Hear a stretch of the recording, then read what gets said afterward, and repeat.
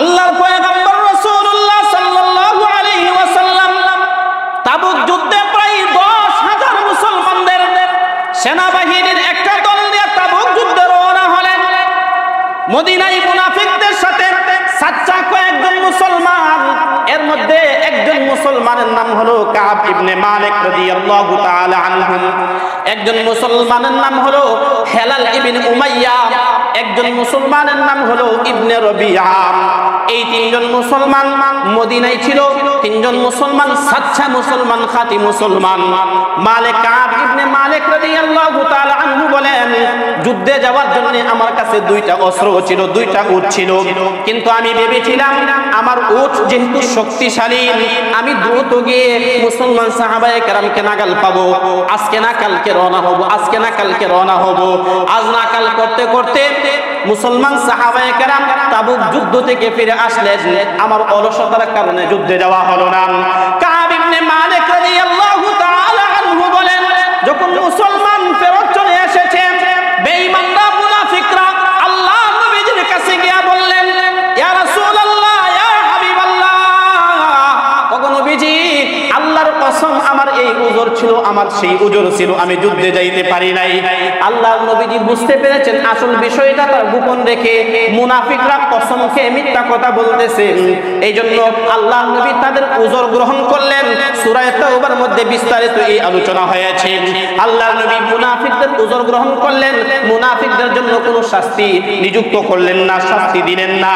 কাব ইবনে মালিককে মুনাফিকরা বলতে শুরু করলো, হে কাব ইবনে মালিক, যাও আল্লাহর নবীর কাছে যাও, আল্লাহর নবীর কাছে গিয়ে বলো, মিথ্যা কথা বলো, আমার উযর ছিল, আমি যুদ্ধে যাইতে পারি নাই। কাব ইবনে মালিক মনে মনে ভাবতেছেন, এক তো হচ্ছে অলসতার কারণে যুদ্ধে যাই নাই, আবার নবীর কাছে গিয়ে মিথ্যা কথা বলবো, এটা হতে পারে না। হিয়াল গরিয়ান রব্বুল ইজ্জত রব্বুল আলামিনের কাছে অসংখ্য অগণিত শুকর সুজুদ, যে মহান রব্বে করিম রব্বুল আলামিন আল্লাহর ঘর মসজিদে জুমার প্রথম আজান হয়ে যাওয়ার পর সর্বাগ্রে আসার বসার তৌফিক দান করেছেন। এই জন্য কালিমাতুশ শুকরিয়া আদায় করে অন্তঃস্থল থেকে পাঠ করছি আলহামদুলিল্লাহ। আমি আপনাদের সামনে কোরআনুল কারীম থেকে বরকত স্বরূপ একখানা আয়াত তেলাওয়াত করেছি। অসংখ্য অগণিত হাদিস সমূহ থেকে একখানা হাদিসও পাঠ করেছি। আয়াত ও হাদিসের সমন্বয়ে নির্ধারিত সময়ের ভিতরে নির্ধারিত একটি বিষয়ের উপরে, নির্দিষ্ট একটি বিষয়ের উপরে কথা বলবো। আল্লাহ তাআলা আমাকে ইখলাসের সহিত কথা বলার, সবাইকে সহিহ আমলের নিয়তে শোনার তৌফিক দেন। সকলে বলি আমিন। বিষয়টি খুবই পরিচিত একটি বিষয়, জানাশোনা একটি বিষয়, কিন্তু আমলের খুব অভাব, এই জন্য এই বিষয়টা আজকে নির্ধারণ করা হয়েছে। হাদিসে পাকে বর্ণিত হয়েছে, রাসূল মাকবুল সাল্লাল্লাহু আলাইহি ওয়াসাল্লাম বলেন, মুনাফিকের আলামত হলো, মুনাফিকের লক্ষণ হলো তিনটা। কয়টা আলামত? তিনটা আলামত। মুনাফিক নবীজি সাল্লাল্লাহু আলাইহি ওয়াসাল্লামের যুগে, সাহাবায়ে কেরামের যুগে মুনাফিকের পরিচয় তো এটা ছিল যে মুসলমানদের কাছে এসে স্বীকার করত, আমরা মুসলিম, মুসলমান বলে দাবি করত।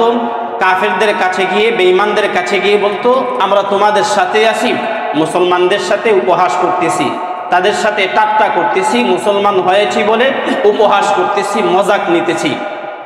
তো মুনাফিক তো হলো যে দিলের ভিতরে একটা লালন করে, মুখ দিয়ে আরেকটা প্রকাশ করে, মুখ দিয়ে একটা প্রকাশ করে, দিলের ভিতরে আরেকটা লালন করে। যেমন সূরাতুল বাকারা 1 নম্বর পারার 2 নম্বর পৃষ্ঠায় এসেছে, ওয়াইদা লাকুল্লাযীনা আমানু ক্বালু আমান্না। এক শ্রেণীর মানুষ এরকম, তারা যখন মুমিনদের সাথে একত্রিত হতো, সাক্ষাৎ করত, তখন বলতো আমান্না, তোমরা যেমন ভাবে ঈমান এনেছো আমরাও তেমন ভাবে ঈমান এনেছি।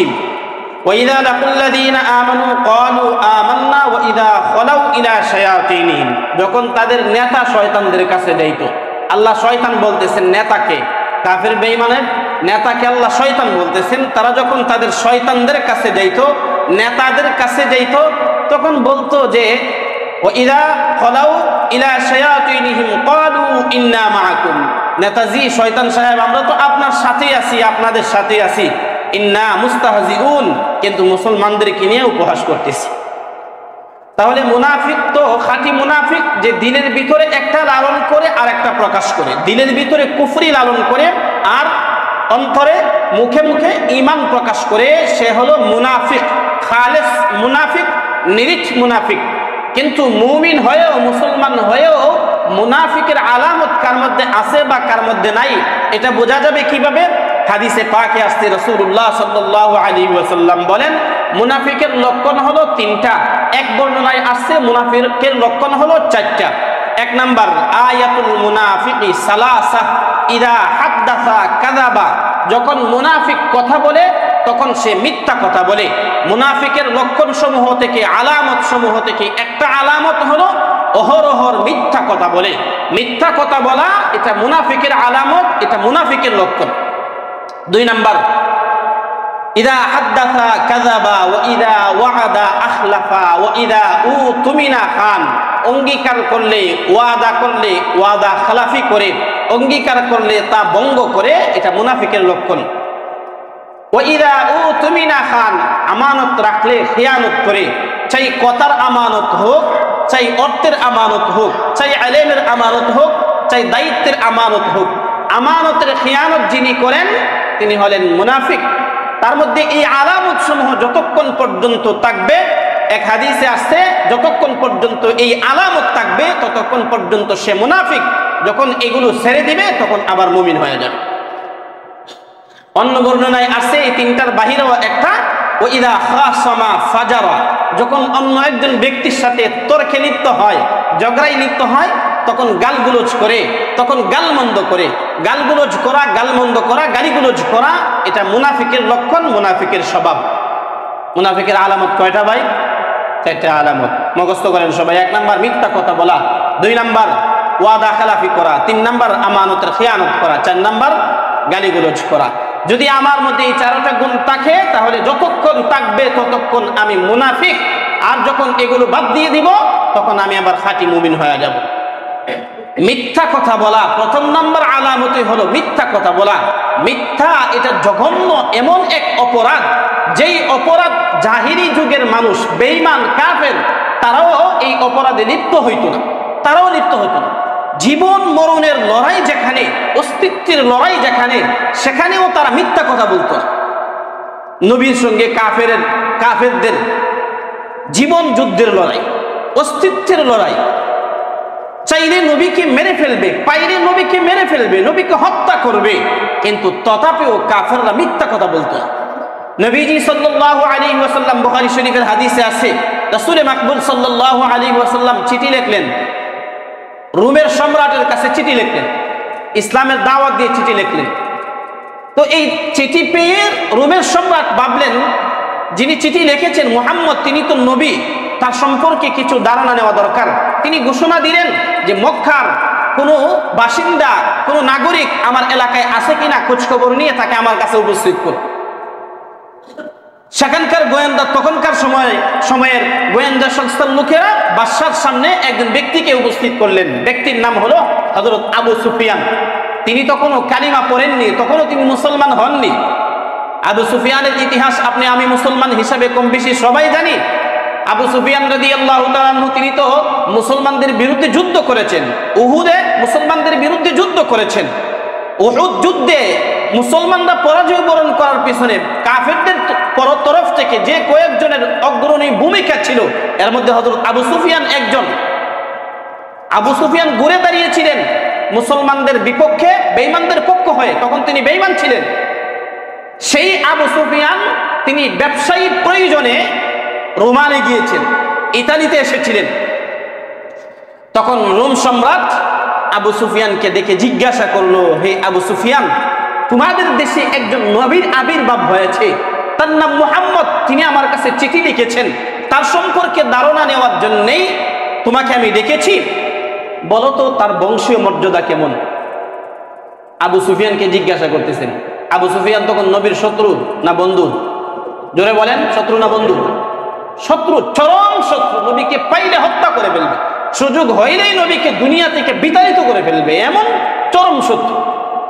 আবু সুফিয়ানকে রোমের, ইতালির বাদশা জিজ্ঞাসা করলেন, হে আবু সুফিয়ান, তোমাদের ধর্মেই, তোমাদের দেশে একজন নবীর আবির্ভাব হয়েছে, তিনি হলেন মুহাম্মদ, তার বংশীয় মর্যাদা কেমন একটু তুমি বলো। আবু সুফিয়ান বলেন তার বংশীয় মর্যাদাটা গোটা আরবে আমাদের দেশে সবচাইতে উঁচু মাপের বংশধর তিনি। আবু সুফিয়ান মিথ্যা কথা বলেছেন? মিথ্যা কথা বলেননি। আবু সুফিয়ানকে জিজ্ঞাসা করা হলো তিনি যে কালিমার দাওয়াত দিচ্ছেন তার অনুসারী কারা, নেতৃস্থানীয় ব্যক্তিবর্গ নাকি গরিব পর্যায়ের মানুষ? আবু সুফিয়ান বললেন গরিব পর্যায়ের মানুষ। এটা উসুলি একটা কথা স্মরণ রাখবেন, যত নবীগণ এসেছেন সমস্ত নবীগণদের প্রথম দিকে অনুসারী হয়ে থাকে গরিব মানুষ। গরিব মানুষ অনুসারী হয়ে থাকে।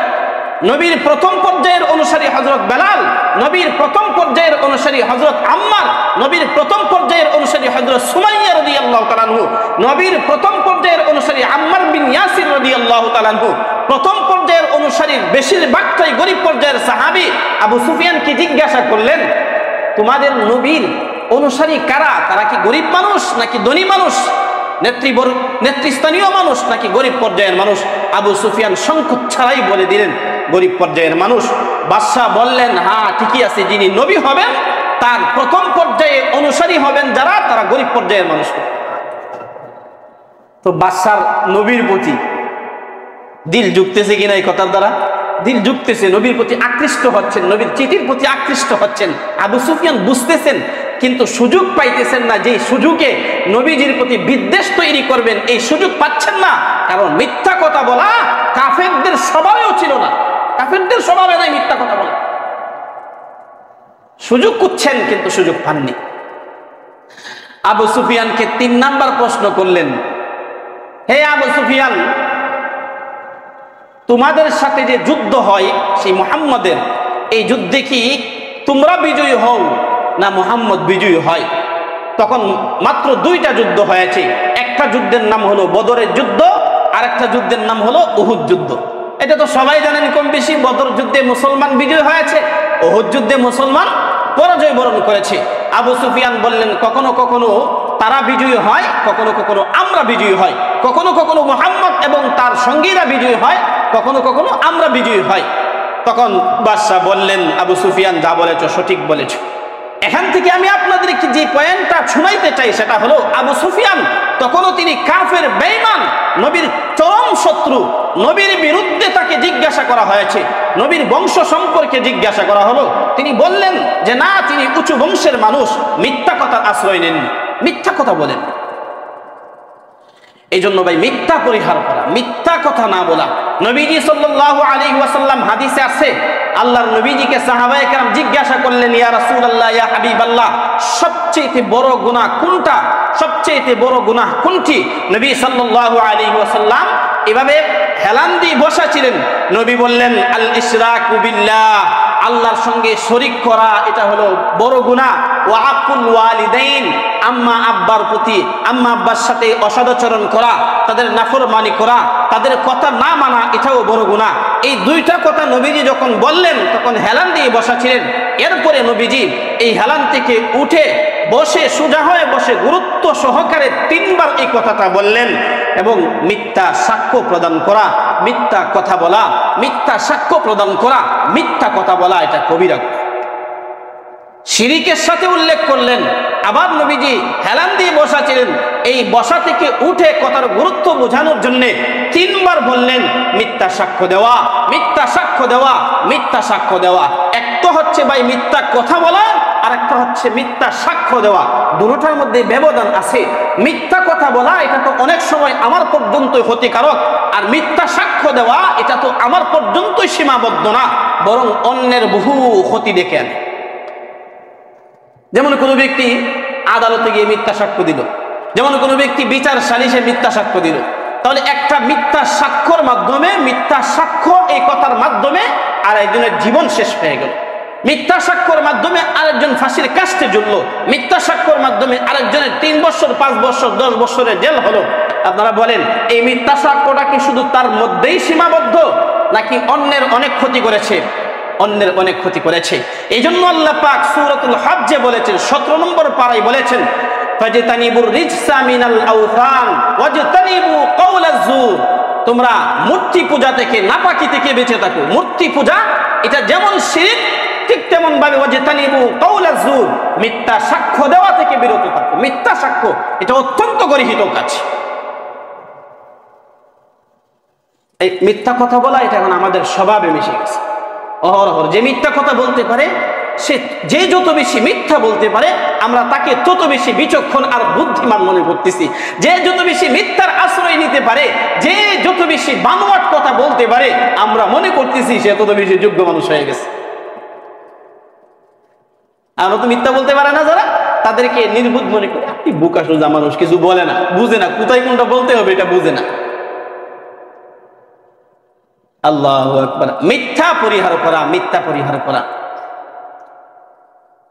সাহাবায়ে কেরাম মিথ্যা পরিহার করেছে, মিথ্যা বলেন না। যখন একবারে জীবন চলে যাবে, জীবন চলে যাওয়ার উপক্রম, অথবা মিথ্যা না বললে এমন যন্ত্রণা আসবে যে আমি সহ্য করতে পারবো না, যা আমার সহ্যের বাহিরে, তখন মিথ্যা কথা বলার অবকাশ আছে, সুযোগ আছে। কিন্তু কেউ মনে করবেন না এই কথা যে আমার সম্মান বাড়ানোর জন্য আমি মিথ্যা কথা বললাম। এই কথাটা বললে আমার তো ইজ্জত নষ্ট হয়ে যাবে, এই জন্য এখন মিথ্যা কথা বলতে হবে, সম্মান নষ্ট হয়ে যাবে, সম্মান বাড়বে, আমি যদি এই কথাটা বলি তাহলে আমার সম্মান বাড়বে। মিথ্যা কথা বলার মাধ্যমে সম্মান বাড়ানো যায় না, মিথ্যা কথা বলার মাধ্যমে সম্মান আরো নিচু হবে। মিথ্যা তো মিথ্যাই, সত্য তো সত্যই। সাহাবায়ে কেরাম রিদওয়ানুল্লাহি আলাইহিম আজমাইন জীবন চলে যাওয়ার উপক্রম হলেও মিথ্যা কথা বলেন না। জীবন চলে যাওয়ার উপক্রম তথাপিও মিথ্যা কথা বলেন। যেমন দেখেন নবীজি সাল্লাল্লাহু আলাইহি ওয়াসাল্লাম যেদিন হিজরতে যাবেন, যেদিন হিজরত করবেন, মক্কা থেকে মদিনায় যাবেন, সঙ্গী হয়েছেন কে? হযরত আবু বকর সিদ্দিক। হযরত আবু বকর সিদ্দিক রাদিয়াল্লাহু তাআলা আনহু সঙ্গী হয়েছেন। নবী যখন বিছানা থেকে চলে গিয়েছেন, এই সংবাদ যখন কাফের বেঈমানরা পেয়েছে, ঘোষণা হয়ে গেছে যে মুহাম্মদকে ধরতে পারবে, যে মুহাম্মদকে গ্রেফতার করতে পারবে, 100 লাল উট তাকে পুরস্কার দেওয়া হবে। কয়শো উট? 100 উট। উটের তখন খুব মূল্য ছিল। 100 লাল উট তাকে পুরস্কার দেওয়া হবে, যে মুহাম্মদকে গ্রেফতার করে আনবে, ধরে আনবে, তাকে 100 উট পুরস্কার দেওয়া হবে। তো এই পুরস্কারের আশায় সবাই নেমে পড়েছে, মুহাম্মদ কোন দিকে গেছে, তাকে বের করে আনতে পারলেই তো আমি 100 উট পেয়ে যাব। হযরত আবু বকর সিদ্দিক রাদিয়াল্লাহু তাআলা আনহু নবী সাল্লাল্লাহু আলাইহি ওয়াসাল্লামকে সঙ্গে নিয়ে হাঁটতেছেন। আর এই অবস্থায় আবু বকরের সাথে পরিচয় আছে এরকম একজন ব্যক্তির সঙ্গে সাক্ষাৎ হয়েছে, কিন্তু ওই ব্যক্তি নবীকে চিনেন না। আবু বকরকে জিজ্ঞাসা করলেন, হে আবু বকর, তোমার সঙ্গে যিনি রয়েছেন তিনি কে? এখন দেখেন আবু বকর এখন কি ভাবতেছেন, যদি আমি বলি তিনি মুহাম্মদ, এই লোকটা নবীকে দৈরা নেক বানা নেক, এই লোক গিয়া কাফেরের কাছে বলবো আবু বকরের সঙ্গে মুহাম্মদকে দেখেছি, অমুক জায়গায় এক রাস্তায় দেখেছি, এই আশেপাশে গেলেই মুহাম্মদ এবং তার সঙ্গীকে পাওয়া যাবে, আবু বকর এবং তার সঙ্গীকে পাওয়া যাবে। আবু বকর তো এটা ভাবতেছেন, এখন যদি আমার নবীর পরিচয় এখানে দেই, তিনি মুহাম্মদ, তিনি আমার নবী, তাহলে তো নবীর বিপদের সম্মুখীন হবেন, আমি আবু বকরের বিপদের সম্মুখীন হব। এই জন্য আবু বকর সরাসরি মিথ্যা কথা বলেন নাই, এমন কথা বলেছেন যেটা সত্য আর মিথ্যার কাছাকাছি। মিথ্যা হবে না কিন্তু পরিপূর্ণ সত্যও না। কি বলেছেন? হাদিসের কিতাবে আসছে, আবু বকর বললেন, হাদার রাজুলু ইয়াহদিনিস সাবিলা। আবু বকর বললেন, তিনি এমন একজন লোক যিনি আমাকে পথ দেখান। কি বললেন? যিনি আমাকে পথ দেখান। আবু বকর পথ দেখান, পথ প্রদর্শক, এই কথা বলে বুঝাইলেন তিনি আমার শরীয়তের পথ প্রদর্শক, দিন ইসলামের পথ প্রদর্শক, জান্নাতের পথ প্রদর্শক। আর যিনি শুনেছেন তিনি মনে মনে ভাবছেন, ও আবু বকরের মনে হয় কোথাও যাইতেছে, রাস্তা মনে চিনে না, এই জন্য এই লোকটা আবু বকরকে রাস্তা দেখায় নিয়ে যেতেছে। কথার কত মারপেচ থাকে। আবু বকর এখানে কিন্তু সরাসরি মিথ্যা কথা বলাটাও আবু বকরের জন্য জায়েজ ছিল, কিন্তু আবু বকর মিথ্যা কথা বলেন নাই। আবু বকর বলেছেন, হাদার রাজুলু ইয়াহদিনিস সাবিল, তিনি আমার পথ প্রদর্শক, তিনি আমাকে পথ দেখান। ওই লোকটা চুপ হয়ে চলে গেল। সাহাবায়ে কেরামের বেলায় এরকম অহরহ ঘটনা আছে, অহরহ ঘটনা আছে। মৃত্যুর শরণাপন্ন, তথাপিও মিথ্যার আশ্রয় নেন না, মিথ্যা কথা বলেন। এই তাওরিয়া করা, কথাটাকে একটু ঘুরিয়ে বলা, সত্য কথা না বললেও মিথ্যার আশ্রয় না নেওয়া, মিথ্যাটাকে এড়িয়ে চলার জন্য কথাকে ঘুরিয়ে বলা, এটা আকাবির আসলাফ আমাদের মুরব্বী বাংলাদেশ সহ পাকিস্তান সহ আফগানিস্তান সহ যখন ব্রিটিশরা শাসন করে 1857 সালে যখন এই দেশ এই ইংরেজদের বিরুদ্ধে যখন আন্দোলন হয়, তখন যে কয়েকজন আলেমদের মধ্যে অগ্রণী ভূমিকা পালন করেছিলেন এর মধ্যে একজন কাসিম নানুতুবি রহমতুল্লাহ আলাইহি, একজন হাজী ইমদাদুল্লাহ মুহাজির মক্কি রহমতুল্লাহ আলাইহি, একজন রশিদ আহমদ গাঙ্গুহি রহমতুল্লাহ আলাইহি। রশিদ আহমদ গাঙ্গুহি রহমতুল্লাহ আলাইহি ঘটনাটা শুনেন, উপলব্ধি করেন। রশিদ আহমদ গাঙ্গুহি রহমতুল্লাহ আলাইহি তার বিরুদ্ধেও মামলা হয়েছে, গ্রেফতারি পরোয়ানা জারি হয়েছে, গ্রেফতার করাও হয়েছে। গ্রেফতার করার পরে আদালতে ওনাকে জিজ্ঞাসা করা হয়েছে, আমরা যে কোনো বিশেষ সূত্রে জানতে পেরেছি আপনার কাছে অস্ত্র রয়েছে। বাস্তবেও ওনার কাছে অস্ত্র ছিল। রশিদ আহমদ গঙ্গুহি রহমতুল্লাহ আলাইহি হাতে বাস্তবে অস্ত্র ছিল। আদালতে নিয়ে ওনাকে জিজ্ঞাসা করা হলো, আপনার হাতে নাকি অস্ত্র আছে? অস্ত্র আছে, সেই সংবাদ আমরা পেয়েছি, অস্ত্র থাকলে অস্ত্রটা বের করে দিয়ে দেন। রশিদ আহমদ গঙ্গুহি রহমতুল্লাহ আলাইহি হাতে তখন তাসবি ছিল, তিনি তাসবিটাকে দেখিয়ে বললেন, এই আমাদের অস্ত্র, এই আমাদের অস্ত্র।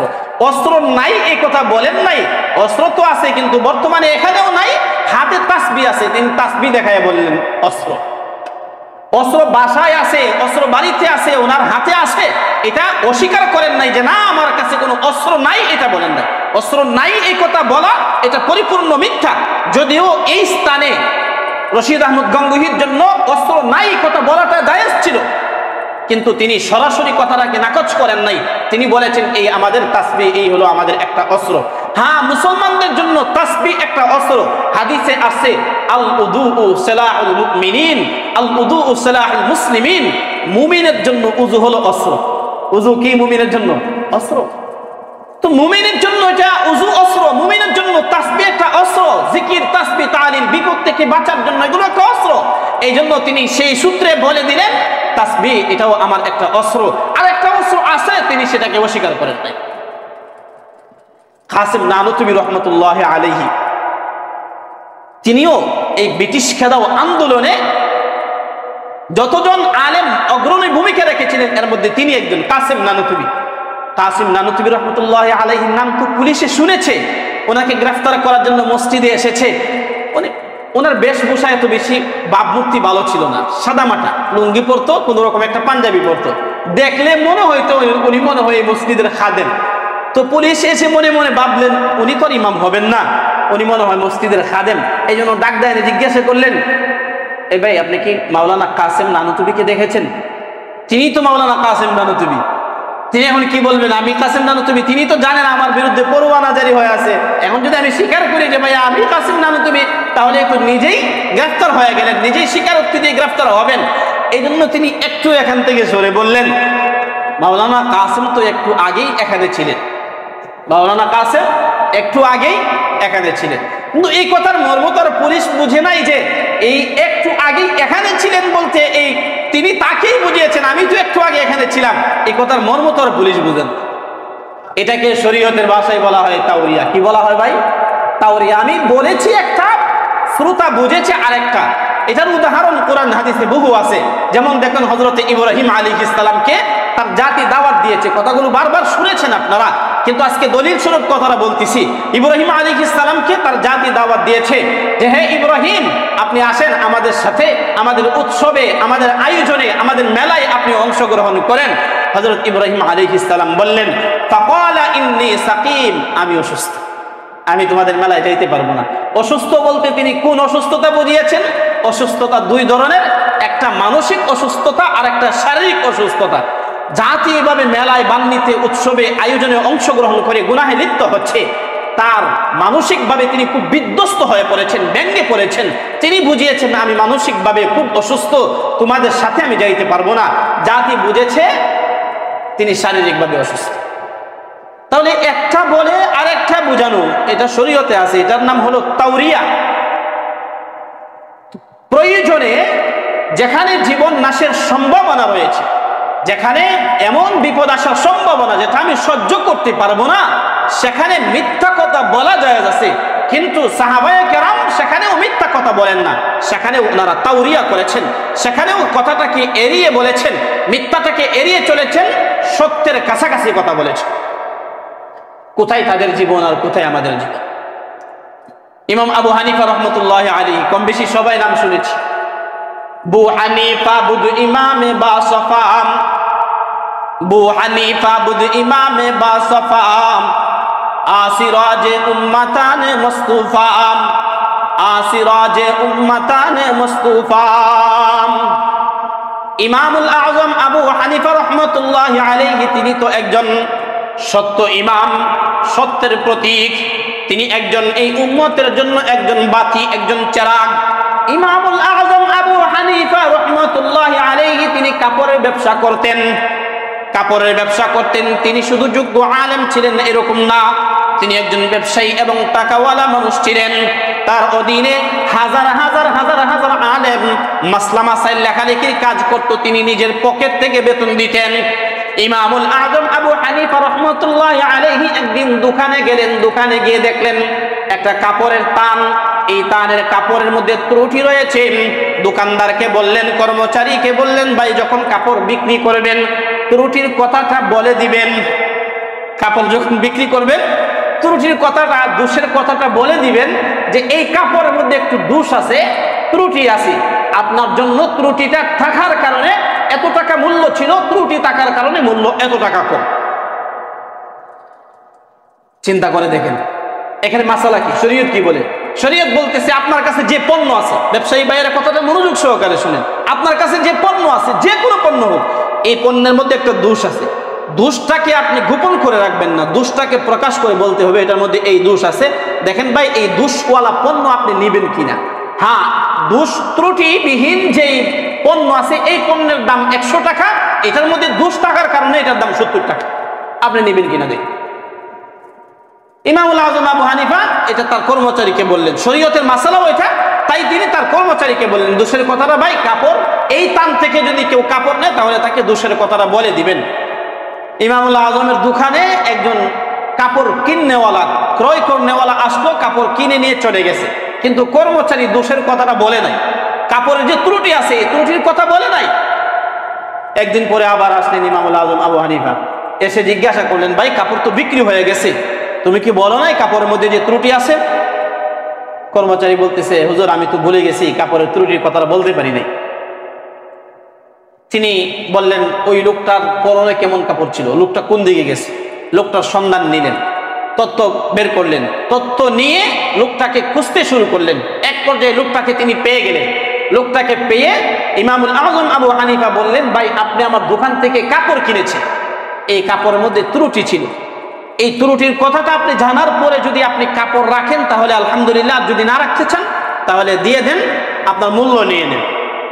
হ্যাঁ, এই কাপড়ের মধ্যে ত্রুটি থাকার কারণে এটার মূল্য এত টাকা, আপনি চাইলে যদি রাখেন তাহলে আপনাকে আমি এত টাকা ফেরত দিয়ে দিব। ওই লোকটা মনে মনে ভাবলো, এই কেমন হুজুর, কাপড় কিনে আনলাম গতকালকে, আজকে আমাকে খুঁজে বের করে কাপড়ের মধ্যে যে দোষ আছে এই দোষের কথাটা বলার জন্য আসছে, তিনি কেমন মানুষ, কেমন সত্যবাদী মানুষ। এই জন্য ওই লোকেও তার আসল বিষয়টা স্বীকার করলো। ওই লোক যেই দিনার দিরহাম দিয়ে কাপড় কিনেছিল, ওই টাকাও ছিল জাল টাকা। টাকা কি ছিল? জাল টাকা। সহজ ভাষায় যেটা বুঝবেন এটাই বুঝাইতেছে, টাকা জাল টাকা। তখন ওই লোকটা বলতেছে, ভাই আপনার কাছে যে টাকা আমি দিয়ে এসেছিলাম, আপনার কর্মচারীর কাছে যে টাকা দিয়ে আসছিলাম, এই টাকাটা ছিল জাল টাকা। আপনার সততা দেখে, আপনার এই সততায় মুগ্ধ হয়ে চিরদিনের জন্য আমি মিথ্যা পরিহার করলাম, বান্ডেলটা আমার কাছে দেন। বান্ডেলটা নিয়ে পুকুরে ফেলে দিয়ে বললেন, নেন ভাই আপনার কাপড়ের মূল্য যথাযথ টাকা দিয়ে, ভালো টাকা দিয়ে আমি পরিশোধ করলাম, কাপড় নিয়ে নিলাম, আপনার যথাযথ মূল্য আমি পরিশোধ করলাম। এমন ব্যবসায়ী আপনারা কয়জন আছে যে বিক্রি করে ফেলেছেন, ত্রুটি আছে, কিন্তু এরপর আবার কাস্টমারকে পরের দিন আবার সাক্ষাৎ হয়েছে, বলবেন যে না এই মালটার মধ্যে একটু ত্রুটি ছিল। ব্যবসায় লাভ করতে চান, একদিনে লাভ হয় না। ব্যবসা দাঁড় করাইতে চান, একদিনে হয় না। আপনি আর আমি তো মনে করি আজকে বেচতে পারলেই মনে হয় সারলাম, বিষয়টা আসলে এরকম না। বালুঘাট হোক আর যে কোনো জায়গায় হোক, দৌড়ের কাস্টমার কয়জন যে আপনার কাছ থেকে আজকে কিনেছে আর জিন্দগিতেও আসবে না, সে আর এই এলাকায় চিনে না, এরকম কাস্টমার কয়জন? বেশিরভাগ কাস্টমার আজকে এখান থেকে কিনেছে, পণ্য ভালো হলে, দামটা যথাযথ ঠিক থাকলে, কথাবার্তায় ঠিক থাকলে কাল না হোক, পরশু না হোক, 1 বছর পরে হলেও আবার ওই কাস্টমার আপনার কাছে আসবে। ব্যবসায়ী সততা খুব জরুরি একটা বিষয়। এই জন্য হাদিসে পাকে নবী সাল্লাল্লাহু আলাইহি ওয়াসাল্লাম বলেন, আত-তাজিরুস সাদুকুল আমিন মা'আন নাবিয়্যিন ওয়াস সিদ্দীকিন। সত্য ব্যবসায়ী, আমানতদারিতার সাথে যিনি ব্যবসা করেন, তিনি হাসরের ময়দানে নবীদের সঙ্গে তার হাসর হবে, সিদ্দীকিনদের সাথে তার হাসর নাসর হবে। এই জন্য ভাই, ব্যবসা বাণিজ্যের ক্ষেত্রেও সততার পথ অবলম্বন করা, মিথ্যাকে পরিহার করা, মিথ্যা কথা বলা বর্জন করা। মিথ্যা কথার মাধ্যমে সম্মান কমে, মিথ্যা কথার মাধ্যমে দুনিয়ার ইজ্জত কমে, মিথ্যা কথার মাধ্যমে মুনাফিকের কাতারে নাম লেখা হয়, মিথ্যা কথার মাধ্যমে নেফাকি দিনের ভিতরে চলে আসে। এই জন্য মিথ্যাকে পরিহার করা। নবীজি সাল্লাল্লাহু আলাইহি ওয়াসাল্লাম এক যুদ্ধে গেছেন, যুদ্ধের নাম হলো তাবুক যুদ্ধ। কি যুদ্ধ ভাই? তাবুক যুদ্ধ। তাবুক যুদ্ধে গিয়েছেন। তাবুক যুদ্ধে প্রায় 10,000 মুসলমান গিয়েছে। 10,000 মুসলমান। মদিনায় যারা বসবাস করেছে, যারা পিছনে ছিল, বেশিরভাগ মুনাফিক। 3 থেকে 4 জন অল্প কিছু সংখ্যক সাচ্চা মুসলমান, খাঁটি মুসলমান তাবুক যুদ্ধে যান নাই। আল্লাহর পয়গম্বর রাসূলুল্লাহ সাল্লাল্লাহু আলাইহি ওয়াসাল্লাম তাবুক যুদ্ধে প্রায় 10,000 মুসলমানদের সেনাবাহিনীর একটা দল নিয়ে তাবুক যুদ্ধে রওনা হলেন। মদিনায় মুনাফিকদের সাথে সাচ্চা কয়েকজন মুসলমান, এর মধ্যে একজন মুসলমানের নাম হলো কাব ইবনে মালিক রাদিয়াল্লাহু তাআলা আনহু, একজন মুসলমানের নাম হলো হেলাল ইবনে উমাইয়া, একজন মুসলমানের নাম হলো ইবনে রবিআ। এই 3 জন মুসলমান মদিনায় ছিল। 3 জন মুসলমান সাচ্চা মুসলমান, খাঁটি মুসলমান। মালিক কাব ইবনে মালিক রাদিয়াল্লাহু তাআলা আনহু বলেন, যুদ্ধে যাওয়ার জন্য আমার কাছে 2টা অস্ত্র ছিল, 2টা উট ছিল। কিন্তু আমি ভেবেছিলাম আমার উট যেহেতু শক্তিশালী, আমি দ্রুত গিয়ে মুসলমান সাহাবায়ে কেরামকে নাগাল পাবো। আজকে না কালকে রওনা হব, আজকে না কালকে রওনা হব। আজ না কাল করতে করতে মুসলমান সাহাবায়ে কেরাম তাবুক যুদ্ধ থেকে ফিরে আসলেন। আমার অলসতার কারণে যুদ্ধে যাওয়া হলো না। কাব ইবনে মালিক রাদিয়াল্লাহু তাআলা আনহু বলেন, যখন মুসলমান ফেরত চলে এসেছেন, বেঈমানরা মুনাফিকরা আল্লাহ নবীর কাছে গিয়ে বললেন, ইয়া রাসূলুল্লাহ, ইয়া হাবিবাল্লাহ, ওগো নবীজি, আল্লাহর কসম আমার এই উযর ছিল, আমার সেই উযর ছিল, আমি যুদ্ধে যাইতে পারি নাই। আল্লাহর নবীজি বুঝতে পেরেছেন আসল বিষয়টা তার গোপন রেখে মুনাফিকরা কসম খেয়ে মিথ্যা কথা বলতেছে। এই জন্য আল্লাহর নবী তাদের উযর গ্রহণ করলেন। সূরা তাওবার মধ্যে বিস্তারিত এই আলোচনা হয়েছে। আল্লাহর নবী মুনাফিকদের উযর গ্রহণ করলেন, মুনাফিকদের জন্য কোনো শাস্তি নিযুক্ত করলেন না, শাস্তি দিলেন না। কাব ইবনে মালিককে মুনাফিকরা বলতে শুরু করলো, হে কাব ইবনে মালিক, যাও আল্লাহর নবীর কাছে যাও, আল্লাহর নবীর কাছে গিয়ে বলো, মিথ্যা কথা বলো, আমার উযর ছিল, আমি যুদ্ধে যাইতে পারি নাই। কাব ইবনে মালিক মনে মনে ভাবতেছেন, এক তো হচ্ছে অলসতার কারণে যুদ্ধে যাই নাই, আবার নবীর কাছে গিয়ে মিথ্যা কথা বলবো, এটা হতে পারে না, মিথ্যার আশ্রয় নিতে পারি না। কাব ইবনে মালিক এই সুযোগে আল্লাহর নবীর কাছে গিয়ে বললেন, ইয়া রাসূলুল্লাহ, ইয়া হাবিবাল্লাহ, নবী, সত্য কথা হলো অলসতার কারণে আমার যুদ্ধে যাওয়া হয় নাই, কোনো উযর ছিল না, কোনো সমস্যা ছিল না গো পয়গম্বর, অলসতার কারণে আমি যুদ্ধে যাই নাই, আমার এই উযরটাকে মাফ করে দেন, অলসতা ছিল আমার উযর। আল্লাহর পয়গম্বর বললেন, হে কাব, তুমি অপেক্ষা করো, ওহী না আসা পর্যন্ত তোমাকে কিছু বলা যাবে না। কাব ইবনে মালিক 40 দিন পর্যন্ত অপেক্ষা করলেন। আল্লাহর নবী মাঝখানে ঘোষণা দিলেন, কাব ইবনে মালিকের সঙ্গে কেউ কথা বলতে পারবে না।